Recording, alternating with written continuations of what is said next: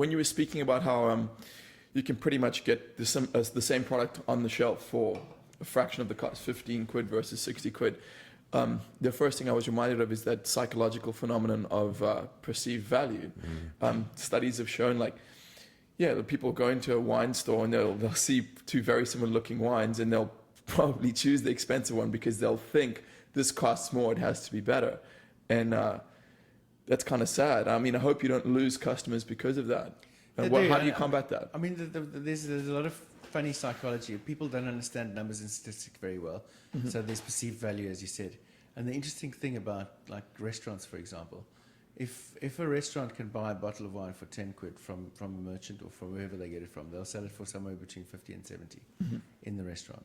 That's quite a markup, huh? It's a massive markup. So you know that restaurants are running primarily on the margins from their alcohol business. I've heard about that, yeah. But if you do yourself a favor when you go into a restaurant, the next time you're looking at the list, there's a lot of psychology going on there.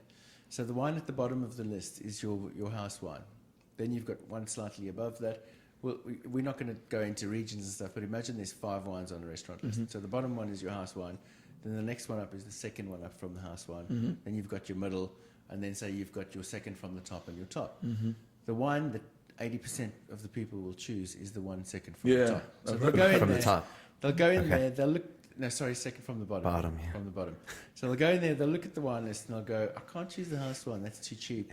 Yeah, that's not going to work very well. I'm gonna up it a little bit and I'll be safe. It's a game theory. Everyone knows that. Everyone knows that. The restaurants know that. So that's where the wine with the biggest margin on is second from the top. Interesting. The house wine. From the bottom. Interesting. Sorry, second from the bottom. The house wine is going to be very decent, and it's the restaurant's reputation is at stake here. They've got to have a decent house wine that usually. So that's quite safe. So if you want to choose wine in a restaurant, choose the one right at the bottom, or choose something in the middle.